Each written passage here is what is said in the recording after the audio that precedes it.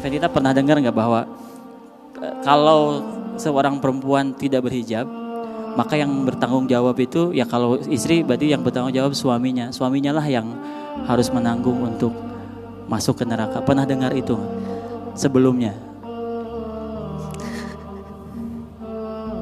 Karena aku tahu itu juga sih salah satunya. Bukan cuma suami tapi kan orang tua kita, iya. ayah kita, saudara-saudara kita lainnya juga. Jadi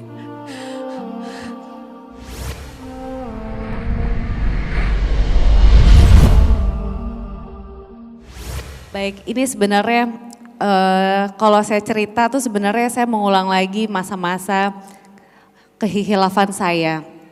Karena ketika waktu itu kan ya banyak sekali proses-proses hidup yang memang harus saya lewatin. Tapi saya saat itu saya benar-benar gak sadar bahwa ternyata apa yang dilakukan itu adalah suatu kesalahan. Saya berpikir dulu menggunakan hijab itu adalah sunnah, itu hanya tradisi. Itu adalah tradisi orang-orang Timur Tengah yang dibawalah ke Indonesia. Sehingga sebenarnya orang muslim itu gak harus ataupun gak wajib untuk berhijab. Dan dulu setiap kali ditanya, kapan mau berhijab? Saya selalu bilang, hijabin dulu aja hatinya, baru packaging semuanya. Tapi ternyata apa yang saya lakukan itu salah ketika kita udah mengetahui ataupun mempelajari agama. Nah itu pun juga ceritanya juga panjang karena kan yang benar-benar duluan mulai istilahnya hijrah itu kan dari suami. Mas Ari itu ya udah mulai nunjukin lah ketertarikannya ataupun keinginan untuk mempelajari agama lebih dalam lagi. Dan karena beliau adalah imam saya, imam keluarga kami, jadi beliau pun selalu ingin mengajak kita untuk mengarah ke kebaikan, untuk yuk kita belajar. Tapi saat itu yang saya terima adalah kayak merasa, ih kok sok suci banget sih gitu. Kok gitu banget sih, biasa aja kali, santai aja kali gitu. Karena ya aku udah Islam dari dulu gitu, aku gak usah diajarin. Karena dulu kan sok tahu ya. Jadi dikit-dikit ngapain sih sampai akhirnya kita jadinya berantem. Terus ya beda frekuensi banget gitu. Dulunya aku ngerasa Mas Hari itu asik, tapi sekarang tuh udah mulai yang kayak ini gak bisa, itu gak boleh. Ini yang kayak apa, kita ngomong apa keluar dalil. Kita ngomong apa keluar dalil. Kan jadi kayak ini kok mulai gak enak ya gitu kan. Sampai dia pun juga selalu kirimin via WhatsApp dalil-dalil mengenai hijab itu seperti apa. Dia ingin banget punya istri soleha. Itu selalu di WhatsApp. Aku sampai malas banget nih kalau WhatsApp tuh udah gak nanya kamu gimana, udah makan apa belum. Zaman dulu kan gitu ya awal-awal pernikahan. Kan itu kayaknya udah biasa. Tapi sekarang tuh malah dikasihnya tuh kayak dalil-dalil gitu. Jadi setiap kali dapat WhatsApp dari Mas Ari itu bukannya happy tapi malah ngerasain tertekan saat itu. Nah gak tahu gimana ceritanya Mas Ari ini kan semakin menunjukkan posisinya untuk membela Islam gitu ya. Apalagi ketika beberapa tahun belakangan ini kan lumayan lah gitu ya, lagi banyak problem lah gitu. Jadi beliau mencoba untuk taruh di Instagramnya, terus adalah netizen yang tiba-tiba masuk ke saya dan dia bilang gini, Mas Ari ngapain sih sosok ngomongin agama, sosok ngomongin masyarakat luar tapi gak lihat orang yang paling dekat sama Mas Ari, istrinya sendiri masih pakai bajunya kayak gitu, masih pekerjaannya juga gitu. Terus gak tahu kenapa kena banget di aku gitu. Wah iya juga ya, terus aku langsung flashback lagi gitu. Dulu ketika mau menikah pengen banget punya suami yang bisa jadi imam yang baik, bisa menuntun istrinya dan anak-anaknya. Terus aku langsung kayak balik lagi ke aku gitu, loh kayaknya aku yang salah nih kayaknya. Suami aku kayaknya udah bener nih, udah pengen ngajakin kita ke jalannya Allah gitu.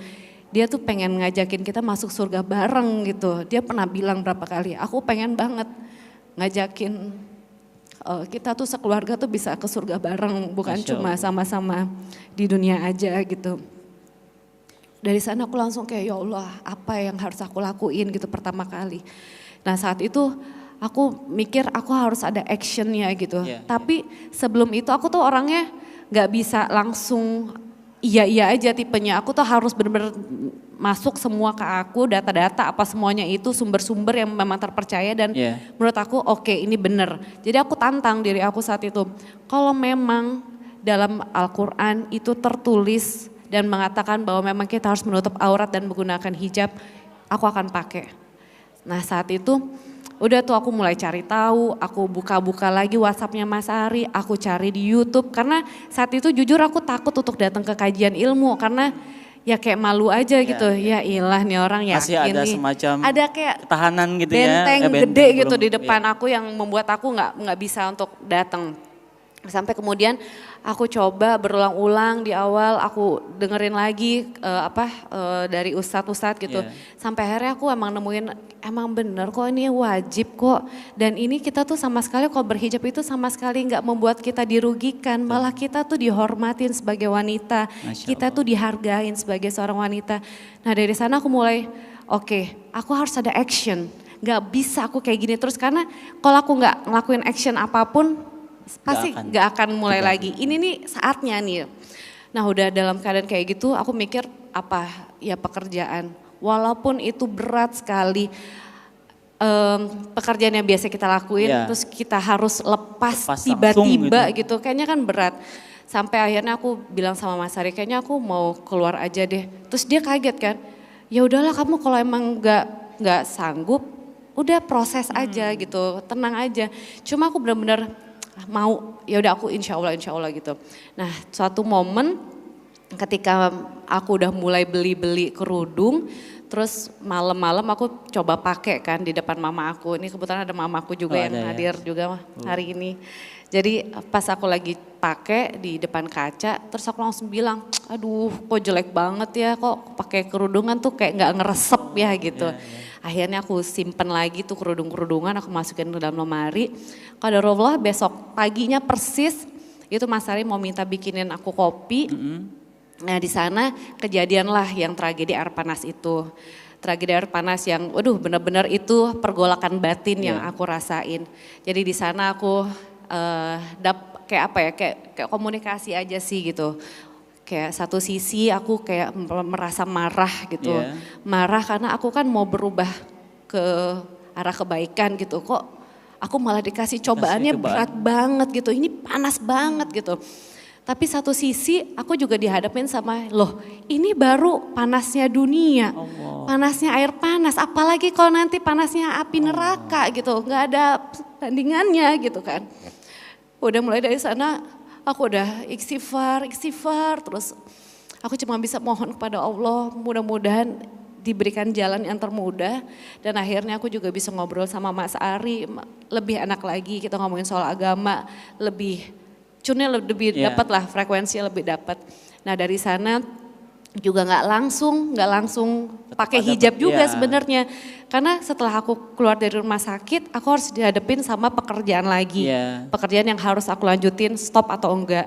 Terus yang kedua ada aja tawaran gimana tinggal teken kontrak aja nih kita langsung jalan tapi nggak boleh pakai hijab katanya gitu. Terus di sana aku mikir lagi itu juga masih makanya kalau ketika kita lagi dapat hidayah itu memang harus disegerakan karena banyak sekali godaan yang akan terus ini di keliling kita dan ya tapi nggak tahu Allah tuh benar-benar baik banget gitu. Allah tuh benar-benar meluk saya ngerasa itu. Jadi suatu momen saya benar-benar diajak yuk berhijab sekarang. Alhamdulillah diberikan sampai kemudahan ya. insya Allah. Masya Allah boleh tepuk tangan Bapak Ibu sekalian perjalanannya luar biasa. Diingatkan sama Allah oleh panasnya air panas ya. Padahal belum seberapa dibanding panasnya neraka. Mbak Venita pernah dengar nggak bahwa kalau seorang perempuan tidak berhijab maka yang bertanggung jawab itu ya kalau istri berarti yang bertanggung jawab suaminya. Suaminya lah yang harus menanggung untuk masuk ke neraka. Pernah dengar itu nggak? Sebelumnya?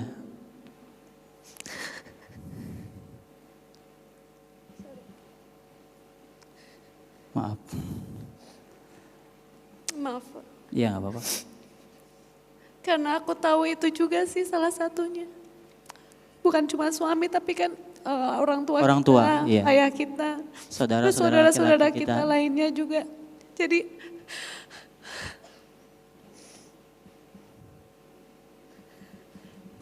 tapi alhamdulillah Allah mengingatkan itu ya dan akhirnya Mbak sekarang berpegang teguh insya Allah akan terus berhijab ya. Masya Allah ya.